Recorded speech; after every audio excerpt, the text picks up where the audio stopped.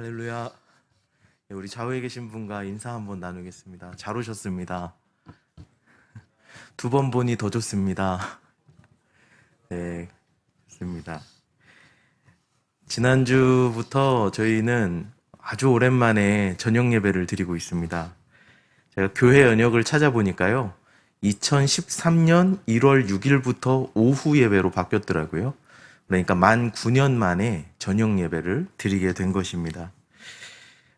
부끄러운 고백인데요. 사실 저는 저녁 예배를 드린다 그랬을 때 내심 좀 걱정을 했습니다. 왜냐하면 대한민국에 요즘 저녁 예배 드리는 교회가 많지는 않거든요. 게다가 코로나 2년 지나오면서 오후 예배도 안 드리는 교회가 굉장히 많은데, 오후 예배도 아니고 주일 저녁 시간에 예배를 드리자고 하면 몇 분이 오실까? 목사님들과 장로님만 오실까? 이런 걱정을 솔직하게 했었어요. 그런데 지난주 예배가 준비되고 예배가 시작되기 전에 한 분 한 분 들어오시더라고요. 그런데 저는 저 뒤에서 이제 예배를 준비하고 또 마이크 음향 이런 거 신경 쓰면서 예배 전부터 벌써 은혜를 너무 많이 받았습니다. 한 분 한 분 이 예배당으로 들어오시는데 그게 그렇게 감동이 되더라고요. 예배를 사모하는 하나님의 사람들이 성전을 찾아 돌아오는 이 모습을 보니까 마음이 벅차올랐습니다. 대단한 무리가 모인 것은 아니었지만, 적은 사람들이 모인 예배였지만 너무 감동이었어요. 그리고 참 송구한 표현일진 모르겠습니다만 참 착한 사람들이라는 생각이 강하게 들었습니다. 여러분, 요즘 어느 단체에서 주일 저녁에 모이자 그러면 모입니까? 주일 이 시간에는요, 돈을 줄 테니 일을 해주세요 해도 일 안 하는 시간이죠. 그런데 예배를 드리자고 하니까 모이시는 거예요. 하나님 때문에 모인 줄로 믿습니다. 여러분 다 하나님 때문에 오셨죠. 사람 때문에 오신 분 아무도 없으시죠. 혹이라도 내 마음속에 하나님 때문에 온 마음이 조금이라도 있다면, 오늘은 그런 마음으로 왔다 할더라도 다음 주는 또 앞으로는 하나님 때문에 이 예배를 사모하고 나오는 우리 모두가 되면 좋겠습니다. 지난주 예배를 드리면서 이사야 51장 11절 말씀이 생각났습니다. 제가 읽어보겠습니다. 여호와께 구속받은 자들이 돌아와 노래하며 시온으로 돌아오니 영원한 기쁨이 그들의 머리 위에 있고 즐거움과 기쁨을 얻으리니 슬픔과 탄식이 달아나리이다. 이사야가 예언을 하는데 하나님께 구속받은 사람들이 시온으로 돌아온답니다.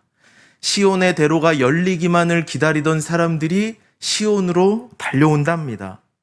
예배의 문이 열리기만을 간절히 기대하며 학수고대하던 사람들이 돌아온답니다.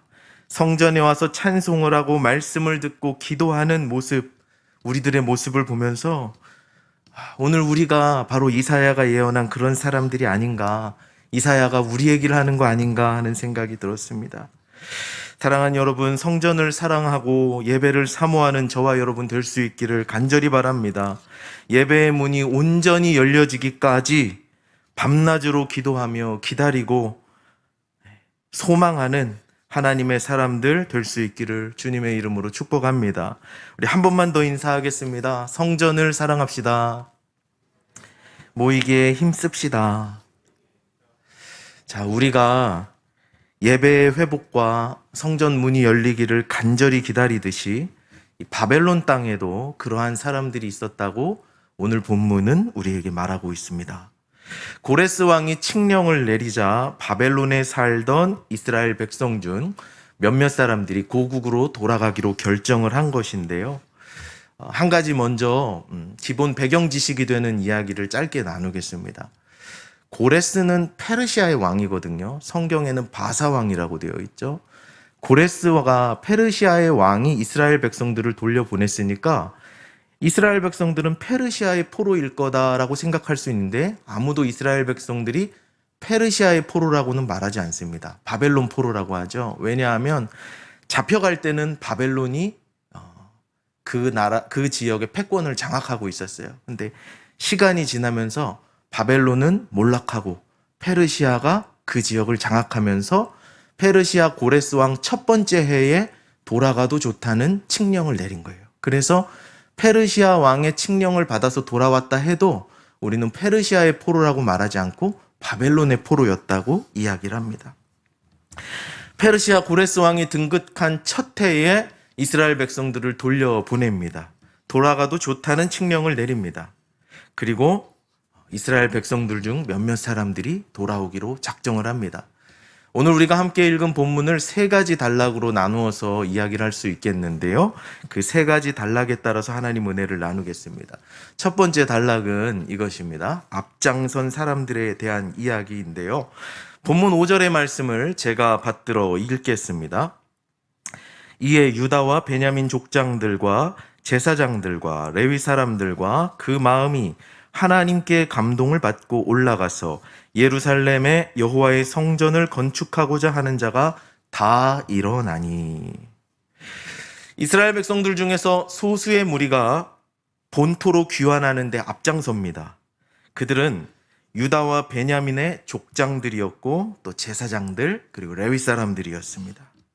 성전 재건을 위해서 족장들과 제사장들이 앞장선 것이죠. 성전 재건을 위해서 앞장서서 나아간 이 사람들은 이스라엘의 전부가 아니었습니다. 소수의 무리였죠. 우리는 흔히 생각할 때 포로지에서 고국으로 돌아가도 좋다라는 칙령이 내리면 모두가 돌아올 것이라고 생각하기 쉽지 않습니까? 이스라엘 백성들 모두가 얼씨구나 잘됐다, 돌아가자, 이렇게 생각하기 쉬운데요. 그렇지 않았습니다. 70년을 포로 땅에서 보내면 어떻게 될까요? 내 남편 직장이 거기 있습니다. 내 자녀가 다니는 학교가 바벨론에 있습니다. 내 부모님 묻은 무덤이 바벨론에 있습니다. 이미 70년을 살면 거기가 내 고향이 되고 내 삶의 터전이 되는 겁니다. 아무리 믿음이 좋아도 내 고향 땅 돌아가서 예루살렘 성전 지읍시다라고 말할 때 따라 나서기는 쉽지 않은 거예요. 대단한 대가 지불이 필요했기에 앞장선 사람들은 소수였습니다. 이 최초 귀환자 명단을 보면요, 유다와 베냐민 지파가 등장하고 또 레위 지파 이름이 등장하고 있죠. 이 세 지파의 이름은 이 남유다 왕국을 구성했던 그 지파들이었습니다. 이스라엘이 남과 북으로 나뉘잖아요. 그리고 남유다는 이 유다와 베냐민을 중심으로 구성되어 있었거든요. 그리고 레위 족속들은 각 지파마다 이렇게 소속이 되어 있었으니까 유다, 베냐민, 레위 지파라고 하면 남유다 구성하고 있었던 지파들이죠. 자, 남유다는 어떤 나라일까요? 이스라엘이 남과 북으로 나뉘었을 때 다윗 왕의 정통성, 하나님이 기름 부으신 왕의 정통성은 북이스라엘이 아니라 남유다를 통해서 계승되어 내려오던 나라. 그 나라가 바로 남유다입니다. 북이스라엘 10지파는 우상숭배, 금송아지를 만들고 금송아지를 하나님이라고 하고 절기들도 하나님이 주신 절기를 다 바꿨습니다. 7월 15째 날 지켜야 하는 초막절을 8월 15째 날로 바꾸고 자기들 마음대로 바꿨어요. 그래서 하나님으로부터 오는 그 정통성을 다 잃어버렸습니다. 남유다를 통해서 다윗 왕국의 정통성이 내려오는데 이스라엘로 돌아가기로 결정한 그 백성들은 남유다를 대표하는 지파들이었어요. 하나님 백성의 정통성을 이어오던 사람들이었죠. 그런데 유다, 베냐민, 레위 지파의 소수 몇몇 무리들이 하나님 백성의 정통성이라는 그 정통성 때문에 돌아온 것은 아닙니다. 더 쉽게 말하면 이들의 지파가 남유다 지파였기 때문에 돌아온 것은 아니랍니다. 이들이 혈통 때문에, 족보 때문에 앞장선 것은 아니라고 합니다. 5절 말씀해 보니까 이 사람들이 성전으로 돌아온 데에는 하나님의 감동하심이 있었어요. 이들이 족보 때문에, 혈통 때문에 앞장선 게 아니라 하나님의 감동이 있었기 때문에 앞장섰다고 이야기하고 있습니다. 하나님께 감동받은 사람들이 성전 재건의 역사에 앞장설 수 있습니다. 성령의 감동을 받은 사람이 성전 재건 역사의 일선에서 뛰게 되는 것이죠. 여러분, 우리는 하나님 일을 하면서 하나님께 감동을 받아야 하는데, 성령님의 감동으로 하나님 일을 감당해야 하는데 그렇지 못할 때가 많습니다. 성령님의 인도하심과 성령님의 음성에 민감해야 되는데 나도 모르게 성령님 하나님보다는 내 자신에 더 민감하게 반응하는 경우가 너무 많습니다. 어떤 사람들은 자기 감정에 너무 민감합니다. 그래서 하나님 일을 하면서도 내가 좋을 때는 잘하고 충성하지만 내 감정이 조금이라도 어긋나면 하지 않습니다. 내 감정이 잘 따라오면 열심히 하지만 내 감정이 틀어져 버리면 던져버립니다. 내 감정에 너무 민감해져 버린 거예요. 이런 분들은요, 감정에 민감하게 반응하시는 분들은 예배를 드릴 때도 감정을 우선으로 생각해요. 이게 잘못된 겁니다. 감정을 따라 은혜를 받는다고 생각해요. 그래서 내 감정이 격해지면, 예배 중에 내 감정이 격해지면 은혜를 받았다고 생각합니다. 감동적인 찬양이 있고 감동적인 설교가 있고 그래서 내 눈물이 글썽여지고 뭔가 감정에 자극이 오면 은혜 받았다고 생각해요. 그러지 않고 차분한 찬양과 차분한 설교를 들으면 은혜 못 받습니다.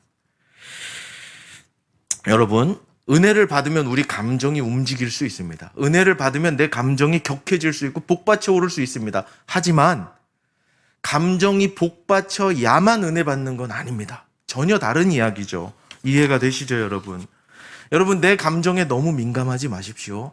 하나님 일을 감당할 때 내 감정에 너무 민감하지 마십시오. 내 감정이란 거는 아주 웃긴 겁니다. 우리 드라마 보다가도 감동을 받잖아요. 날씨만 조금 우중충해도 내 감정이 요동을 치잖아요. 흘러간 추억의 노래 들으면 첫사랑들 생각나시잖아요. 내 감정은 그런 겁니다. 그런데 어떻게 그 감정으로 예배를 이렇게 판단할 수 있겠어요? 어떻게 내 감정으로 은혜를 판단할 수 있겠습니까? 우리가 하나님 일하면서 민감해야 되는 거는 하나님 성령의 감동이지 내 감정이 아닌 것을 기억하기를 바랍니다. 또 어떤 분들은 내 경험에 너무 민감하신 분들도 있습니다. 내 경험, 내가 경험해온 전통, 그것이 너무 익숙한 사람들 있어요. 그래서 내가 해오던 방식, 내가 일해오던 방식, 내가 예배드리던 방식, 내가 봉사하던 방식, 이런 것과 다르면 또 힘들어하죠. 누구 아니고 모두가 그렇습니다. 예를 들어 볼까요? 찬양 예배를 익숙하게 경험하던 저 같은 젊은이들, 청년 세대들은요, 전통 예배를 드리자 그러면 좁니다. 따분해하고 은혜 잘 못 받습니다. 반대는 어떤가요? 전통 예배로 늘 은혜를 받던 분들은 찬양 예배 드리자 그러면 시끄럽다 그럽니다. 그런데 여러분, 우리 개인이 경험한 경험과 전통이 얼마나 얕은 수준인지 한번 생각해 보십시오. 우리 숭실교회는요, 대한예수교 장로회 통합측 교단에 소속되어 있는데요. 이 대한예수교 장로회 통합측이라는 커다란 교단도 기독교 역사 2000년 역사를 훑어보면요, 2000년 역사 안에서 보면은 굉장히 신생 교단입니다. 그리고 아주 이 마이너리티, 아주 작은 교단이에요. 그런데 우리는 이 장로교 통합 측의 전통도 다 모릅니다.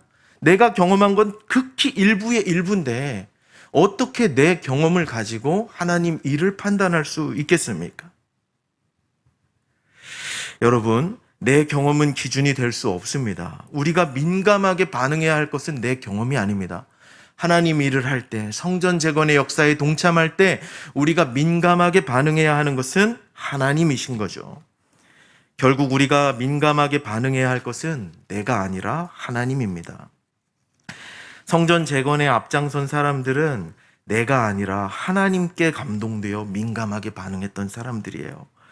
나를 생각하자면 예루살렘으로 돌아가지 못할 이유가 너무 많습니다. 성전을 재건하지 못할 이유가 1000가지, 10,000가지는 됩니다. 그런데 많은 제약이 있습니다. 하지 못할 이유가 너무 많습니다. 그러나 그들이 반응했던 건 단 한 가지죠. 하나님께 반응한 것입니다. 아무리 많은 제약이 있어도 하나님께서 돌아가라고 말씀하시면 따지지 않는 것입니다. 하나님께서 감동하시면 재고 따지지 않는 것입니다. 머리로 생각하고 기도하고 고민하지만 하나님께서 응답하시면 그때부터는 생각을 멈추고 순종하는 것입니다. 사랑하는 여러분, 저는 저와 여러분이 성령에 감동된 사람들이기를 바랍니다.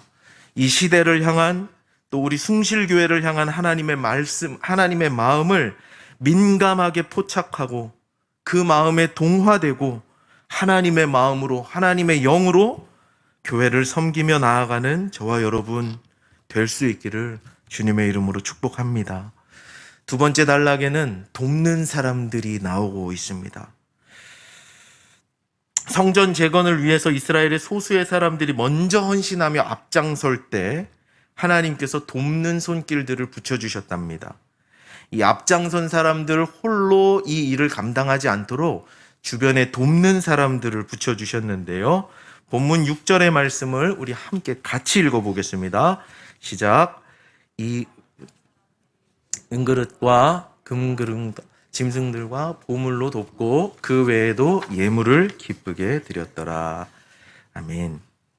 그 사면 사람들이 앞장선 사람들을 도와주었다고 이야기합니다. 그들은 그들과 함께 살던 사람들입니다. 주변에 어울려 살던 이웃들입니다. 어울려 살던 이웃들이 성전 재건하러 간다고 하니까 은그릇도 드리고 금도 갖다 줬습니다. 내가 기르던 짐승도 갖다 주고 보물도 갖다 주고 자발적으로 예물도 모았습니다. 그리고 드렸습니다. 자신의 재물을 드리며 재정으로 후원한 거죠. 쉽게 말해서 성전 지으러 내 고향 돌아간다고 하니까 함께 살던 사람들이 돈을 모아서 헌금하고 후원해 줬다는 얘기입니다. 비록 이 사람들은 이스라엘로 함께 가서 성전 재건을 하진 않았지만 그들과 뜻을 같이 하고 그들을 응원해 주었던 거죠. 그런데요, 여기서 그 사면 사람들이라고 표현하고 있는 이 표현을 좀 주목해서 봐야 됩니다. 큰 의미가 들어있는데요. 그 사면 사람들이라고 번역된 히브리어는요, 세비보테햄이라는 단어인데 이 단어는 이방인들을 포함하는 단어라고 합니다. 왜냐하면 에스라 느헤미야는 원래 한 책인데 에스라 느헤미야를 읽어보면 형제라는 표현이 자주 나오거든요. 구약 성경에 이제 형제라는 표현이 자주 나오는데 만약에 이 앞장선 사람들을 도와줬던 사람들이 유다 백성들, 그 땅에 남아있기로 한 유다 백성들, 형제들이 도와주었다라면 히브리어를 사비보테햄으로 쓰지 않고 형제라는 아흐라는 단어를 써서 아히햄이라고 쓴다고 합니다. 이건 제 얘기는 아니고 저도 책에서 공부해서 알았는데요. 형제들이 도왔다고 할 때 쓰는 단어와 사면 사람들, 이방인들이 도왔을 때다고 할 때 쓰는 단어가 다른 거예요. 그런데 이 사면 사람들이라고 하는 표현에는 이방인들이 포함되는 것이죠. 자, 그러니까 이스라엘 백성들이 고국으로 돌아가서 예루살렘 성전을 짓겠다고 하는데 이방인들이 돈을 걷어다 준 거예요. 이방인들이 유대인들과 함께 모금 운동을 하고 재정을 드리고 헌금을 해서 성전 짓는데 봉사하더라는 것입니다. 여러분 가만히 생각해 보십시오. 이스라엘 백성들이 지금 예배를 재건하려고 합니다. 성전 재건하려고 합니다. 그런데 돈을 누가 갖다 줘요? 이방인들이 갖다 줍니다. 여러분 성경에서 무슨 사건 기억나지 않으세요? 앞에 있었던, 저 앞에 있었던 이스라엘 백성들이 예배를 위해서 나아가려고 하니까, 하나님 섬기려고 하니까 이방인들이 돈을 모아준 사건이 저 앞에 하나 있습니다. 출애굽 사건이죠. 이스라엘 백성들이 출애굽해서 우리는 광야에서 하나님을 섬기겠습니다 선포했을 때 애굽에서 한미천 챙겨 나왔잖아요. 출애굽기 12장 35, 36절의 말씀입니다. 제가 읽겠습니다. 이스라엘 자손이 모세의 말대로 하여 애굽 사람에게 은금 패물과 의복을 구하매 여호와께서 애굽 사람들에게 이스라엘 백성에게 은혜를 입히게 하사 그들이 구하는 대로 주게 하심으로 그들이 애굽 사람의 물품을 취하였더라.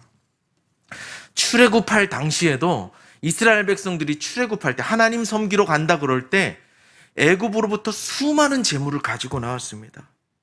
광야 예배에서 사용될 많은 재물을 이방인들로부터 가지고 나온 것이죠. 따라서 에스라 1장 출 바벨론 하면서 이방 사람들이 돈을 모아줬다는 이 이야기는 출애굽 사건을 떠올리게 할 뿐 아니라 출애굽 사건을 재연하고 있는 것입니다. 자, 이스라엘 백성들, 바벨론의 포로로 살던 사람들은요, 포로기를 보내면서 우리가 이 바벨론을 떠나가는 것은 제2의 출애굽이 될 것이라는 기대감이 있었습니다. 그 기대감은 이사야 40장, 55장, 이사야 뒷부분에 가면 아주 많이 나오는데요. 자, 그토록 원하던 바벨론 포로 생활에서 해방이 되는데 이것은 단순히 오늘 나에게 일어나는 포로 생활이 끝나는 그냥 단순히 나에게만 있는 일이 아니라 하나님이 이스라엘 백성들에게 이루신 출애굽의 역사가 반복되고 있다는 뜻을 담고 있습니다. 조상들을 오래전에 출애굽시키신 전능하신 하나님이 오늘 나의 삶 가운데도 새로운 출애굽의 역사를 이루어 가신다는 뜻이죠. 이것이 오늘 우리에게 무슨 의미가 있을까요? 출애굽의 하나님은 성경 속에 잠들어 계신 하나님이 아니라는 것입니다. 출애굽 사건은 성경 고대 신화의 이야기가 아니라는 것입니다. 하나님께서는 출애굽 사건을 통해서 이스라엘 백성을 해방시키셨고, 제2의 출애굽 출바벨론의 사건을 통해서도 해방시키셨고, 지금 저와 여러분의 삶 속에서도 역사하시면서 새로운 출애굽을 열어 가신다는 것이죠. 사랑하는 여러분, 출애굽 역사는 끝나지 않았습니다. 하나님의 출애굽 역사는 계속되고 있습니다. 오늘도 애굽의 포로로 살아가는 사람들이 있습니다. 바벨론 포로로 살아가는 사람들 많습니다. 세상의 포로로 살아가는 하나님의 백성들이 있습니다. 하나님께서는 그 사람들을 오늘도 출애굽 출바벨론 시키시고 예루살렘으로 부르시고 세상의 노예로 살아가던 사람들을 성전 일꾼으로 불러주시는 것입니다. 여러분, 도전하면서 질문합니다. 여러분들은 어떤 포로로, 무엇의 포로로 살아가고 계십니까? 어디에 묶여서 살아가고 계십니까? 가만히 생각해 보면요, 사람이 자유롭게 사는 것 같거든요. 자유가 있는 나라니까요. 내 마음대로 선택할 수 있잖아요. 주체적으로 판단하고 생각하고 내 인생을 내 마음대로 자유롭게 사는 것 같거든요. 조금만 깊이 생각해 보면 어딘가에 매여서 살아갑니다. 모두가 똑같습니다. 모두가 무언가의 종으로, 무언가의 포로로, 무언가의 노예로 살아갑니다. 믿는 사람, 안 믿는 사람 다 똑같습니다. 어떤 사람들은 돈의 노예로 살아갑니다. 돈 평생을 그러면서 삽니다. 또 어떤 분들은 질병의 노예로 살아가기도 하죠. 또 어떤 분들은 과거에 받은 상처 때문에 평생 극복하지 못하고 상처의 노예로 살아가는 분들이 있어요. 명예, 권력의 노예로 살아가는 사람들 TV에서 자주 봅니다. 어떤 사람들은 자식의 노예로 살죠. 또 어떤 사람들은 성인이 되어도 부모의 노예처럼 살아갑니다. 인생은 어딘가에 묶여 있어요. 그렇다면 가장 좋은 선택은 무엇일까요? 어차피 인생들이 어딘가에 묶여서 살아간다면 가장 좋은 선택은 무엇일까요? 사도 바울의 고백처럼 그리스도의 노예로 사는 것이 가장 좋은 선택입니다. 오직 주님의 사랑에 매여서 붙들려서 살아가는 사람들이 가장 인생을 잘 사는 것입니다. 바벨론에서 나와서 성전 일꾼이 된 사람들처럼 바벨론의 포로, 세상의 포로가 아니라 이젠 하나님의 일꾼으로 살아가는 것이죠. CCM 가수 중에 조준모라는 분이 계세요. 이름 들어보셨어요? 찬양은 유명한 게 많은데 이분 이름은 유명하진 않으세요. 이 조준모 씨가 복음서를 묵상하다가 은혜를 받은 한 구절이 있어서 그걸 가지고 아주 재밌는 시를 쓰고 곡을 붙였거든요. 이분이 마태복음 21장을 읽다가 은혜를 받았습니다. 이 마태복음 21장은 예수님이 예루살렘에 입성하는 장면이 나오거든요. 예루살렘에 입성하셔서 마지막 그 유월절 기간을 보내시고 십자가에 달려 돌아가시는 그 복음서의 클라이막스가 마태복음 21장부터 28장까지 길게 펼쳐집니다. 21장에 보면 예수님이 성전 입성을 준비하시면서 우리 다 잘 아는 얘기죠. 제자들 불러다가 얘들아, 너 저기 벳세다 한번 가봐라. 거기 가보면 나귀가 묶여 있어. 그거 좀 풀어서 나한테 갖고 와. 나 그거 타고 예루살렘 들어가야 되겠다. 혹시 누가 와서 이거 왜 풀어요? 물어보면 주가 쓰시겠다 하라. 그 이야기 다 기억하시죠?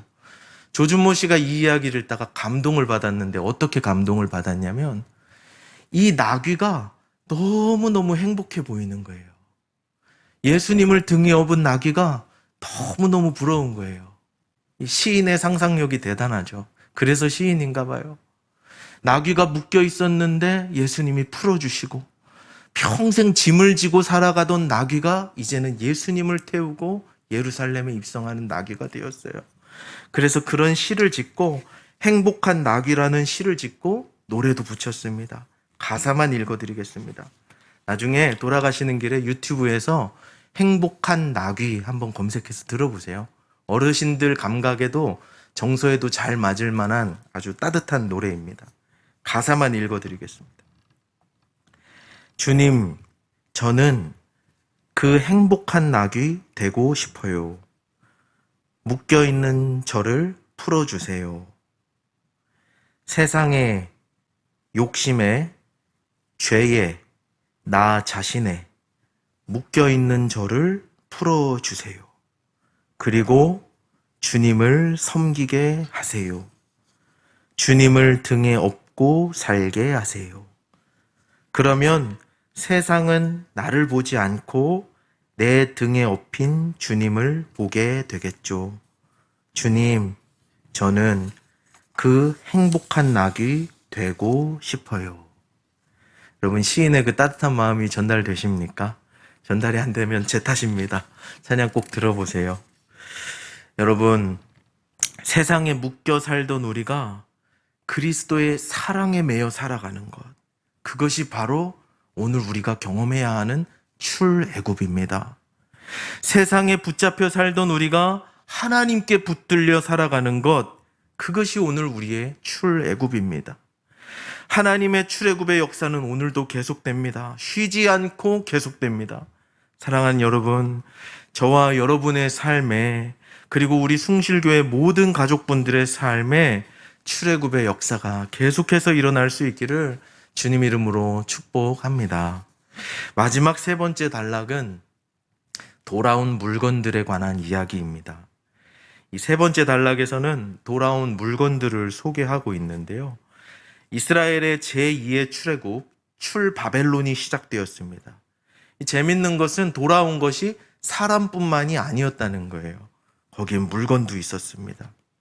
그리고 오늘 본문 함께 읽은 말씀 속에서는요, 이스라엘로 돌아온 사람들을 소개하는 것보다, 돕는 사람들을 소개하는 것보다 훨씬 더 많은 지면을 할애해서 돌아온 물건들을 소개하고 있습니다. 7절부터 11절까지 조금 긴데요, 제가 한번 읽어보겠습니다. 고레스 왕이 또 여호와의 성전 그릇을 꺼내니 옛적에 느부갓네살이 예루살렘에서 옮겨다가 자기 신들의 신당에 두었던 것이라. 바사왕 고레스가 창고지기 미드르닷에게 명령하여 그 그릇들을 꺼내어 세워서 유다 총독 세스바살에게 넘겨주니 그 수는 금 접시가 30개요, 은 접시가 1000개요, 칼이 29개요, 금 대접이 30개요, 그보다 못한 은 대접이 410개요, 그 밖의 그릇이 1000개이니 금, 은 그릇이 모두 5400개라. 사로잡힌 자를 바벨론에서 예루살렘으로 데리고 갈 때에 세스바살이 그 그릇들을 다 가지고 갔더라. 여러분, 오늘 읽은 본문이 7절인데요. 앞장선 사람들을 소개하는데 한 절을 할애했습니다. 도와준 사람들을 소개하는데도 한 절을 할애했습니다. 물론 2장부터 또 다른 장에 가면 포로 귀환 명단들이 장황하게 기록되어 있긴 하지만 오늘 읽은 단락 안에서는 사람들을 소개하는 데는 한 절 한 절씩을 할애했는데 돌아온 물건들을 소개하는 데는 5절이나 할애하고 있습니다. 중요한 메시지가 담겨 있는 거죠. 성경이 이렇게 많은 부분을 할애할 때는 그냥 적어놓은 게 아닙니다. 1.1획도 그냥 되는 게 없어요. 하나님의 감동으로 된 것이죠. 유심히 살펴봐야 되는 거예요. 어떤 메시지가 담겨 있을까요? 자, 고레스 왕은 창고에 들어있던 이스라엘 백성들의 성전 기물들을 꺼내왔습니다. 내주었습니다. 그 기물은 무엇인가? 70년 전에 바벨론이 이스라엘을 침략하고 무너뜨릴 때 그들의 종교, 그들의 정신을 유린하기 위해서 성전을 온통 더럽혀 놨습니다. 그리고 그 기물들을 뺏어다가 자기들의 창고에 넣어놓은 것이죠. 신전에 넣어놓은 것이죠. 자, 바벨론 왕이 이스라엘 백성들이 정말 귀하게 여기던 성전 기물들을 뺏어다가 자기가 섬기는 우상의 신전에 놔두었다고 하는데요. 왜 그랬을까요? 고고학이 발달하면서 이 옛날 시대의 역사적인 자료들이 많이 발굴이 되었는데요. 그런 고고학적 자료에 따르면 고대 근동세계에서 나라와 나라가 전쟁을 할 때 이런 문화가 있었답니다. 한 나라가 한 나라를 이깁니다. 바벨론이 이스라엘, 유다를 이겨버린 거죠. 그러면 이스라엘 백성들이 섬기는 종교의 상징이라고 할 수 있는 것들을 싹 다 끌어옵니다. 그리고 자기들의 신의 신전에 갖다 두는 거예요. 그리고 최대한 모욕적인 자세로 그것들을 갖다 놓는답니다. 의미는 너무 분명하죠. 이 전쟁은 우리의 신과 너희의 신이 싸웠는데 우리의 신이 이긴 거다. 그 너희의 신은 우리 신에게 굴복하는 거다. 이런 메시지로 이스라엘 백성들의 성전 기물을 가져다가 바벨론 신전에 담아 놓은 거예요. 여러분, 우리는 성경에서 이런 사건 두 가지를 쉽게 기억할 수 있는데요. 첫 번째 사건은 사무엘상 5장에 나오는 빼앗긴 법궤 이야기입니다. 블레셋과 사무엘이 전쟁하는데 법궤를 빼앗기죠. 그 법궤를 블레셋이 빼앗아서 어디에 갖다 놓습니까? 블레셋 우상 다곤 신전에 갖다 놓습니다. 다곤 신전에 갖다 놓고 다곤은 보좌 위에 있고 예루살렘 여호와의 영광 임재의 상징인 법궤는 땅에 있는 거죠. 그러면서 우리 다곤 신이 너희의 여호와 신보다 높은 자다라고 암묵적으로 이야기하고 이스라엘의 종교를 유린하는 겁니다. 이스라엘의 정서를 짓밟는 거죠. 민족성을 짓밟는 겁니다. 또 한 가지 예가 있습니다. 다니엘서 5장에 보면 바로 이 성전 기물에 대한 이야기가 나오는데요. 바벨론 왕 벨사살이라는 왕이 있었습니다. 벨사살 왕이 다스리다가 하루는 자기 고관대작들을 불러다가 파티를 벌입니다. 파티를 벌이는데 자기 바벨론 왕의 권세를 자랑하고 싶어서 무슨 짓을 하냐면 빼앗아 온 성전 기물들을 다 꺼내옵니다. 그리고 거기다가 술을 따라 마십니다. 고관대작들과 바벨론의 왕 벨사살이 술 파티를 성전 기물로 하는 거예요. 우리로 말하자면 우리 목사님이 세례하실 때 쓰시는 그 성수 그릇 있죠. 우리 어떤 신앙의 상징이잖아요. 그런 데다가 막걸리를 부어 마시고 하나님을 조롱하는 거죠. 그래서 구약 성경에는 이렇게 하나님의 영광을 조롱하는 듯한 사건들이 몇 가지 나와요. 그런데 여러분, 블레셋과 바벨론이 하나님의 영광을 조롱한다고 해서 하나님의 영광이 조롱되었습니까? 아니죠. 다곤 신상의 법궤가 들어갔습니다. 여호와의 임재의 상징인 법궤가 다곤 신전에 들어갔습니다. 다음 날 어떻게 됐나요? 보좌에서 다곤 신이 떨어져 있었습니다. 신전 섬기는 사람들이 들어가 보고 깜짝 놀라죠. 기이 여기고 다시 올려놓습니다. 그 다음 날 어떻게 됩니까? 또 떨어집니다. 두 번째 떨어질 땐 다곤 신상의 목이 날아가고 팔이 부러집니다. 성경 표현대로 나면 다곤의 몸뚱이만 남게 됩니다. 벨사살 왕이 성전 기물을 가지고 술 파티를 벌이고 하나님의 영광을 조롱했을 땐 어떤 일이 있었습니까? 벨사살 왕이 신이 나서 술 파티를 벌이는데 벨사살 눈에 손가락 하나가 나타납니다. 하나님 손가락 하나가 나타나서 술 파티를 벌이고 있는 그 건물 벽에다가 글을 적습니다. 메네 메네 데겔 우바르신. 무슨 뜻이냐면 벨사살 너의 시대는 끝났다. 성경에서 나오는 손가락은 하나님의 권능의 상징이거든요. 주의 손가락으로 지으신 하늘과 별들을 본다는 시편 8편의 기자 고백 있잖아요. 손가락은 하나님의 권능을 상징한다고 합니다. 벨사살 왕이 하나님의 영광을 조롱하기 위해서 성전 기물로 술 파티를 벌일 때 하나님의 손가락이 나타나서 너의 시대가 끝났다라고 적어버립니다. 그리고 바로 그날 밤 벨사살 왕이 죽습니다. 그렇게 바벨론에서 수모를 겪고 조롱을 받던 하나님 영광의 상징이라고 할 수 있는 성전 기물들이 이제 돌아오고 있는 것입니다. 자, 무슨 이야기를 하는 걸까요? 하나님의 빼앗기지 않는 영광을 이야기하고 있는 것입니다. 하나님의 훼손될 수 없는 영광을 선포하고 있는 것입니다. 하나님의 영광은 그 누구도 빼앗을 수 없습니다. 그 어떤 권세도 권력도 하나님의 영광을 훼손할 수 없습니다. 이사야 42장 8절의 말씀입니다. 나는 여호와이니 이는 내 이름이라. 나는 내 영광을 다른 자에게 내 찬송을 우상에게 주지 아니하리라. 하나님의 영광을 빼앗을 수 있는 존재는 아무것도 없습니다. 그 무엇도 그 누구도 하나님의 영광을 빼앗을 수는 없습니다. 그 어떤 우상도 하나님의 영광을 도둑질할 수 없습니다. 결국 하나님은 하나님의 영광을 회복하시죠. 사람은 하지 않아도, 사람이 돕지 않아도, 사람이 능력이 없어도 하나님의 영광은 하나님 스스로 회복하시는 것입니다. 하나님 영광은 결코 소멸되거나 결코 훼손되지 않습니다. 반드시 하나님이 그 영광을 온전히 회복하십니다. 그러므로 사랑하는 여러분, 하나님의 자녀라 불리는 저와 여러분은 그 하나님 영광에 합당한 삶을 살아야 하지 않겠습니까?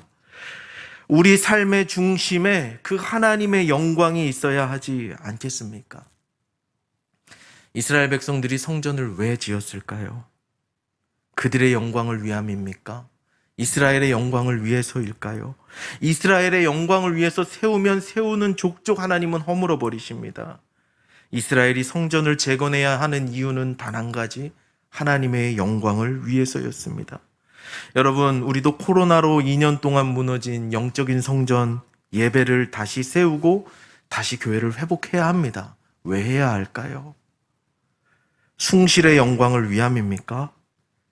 위임 목사님의 영광을 위해서일까요? 어리석은 질문이죠. 내 종교적인 만족감을 위해서 해야 되겠습니까? 아닙니다. 결코 그럴 수 없습니다. 오직 한 분 하나님의 영광을 위해서 우리는 성전을 다시 일으켜야 하는 것입니다.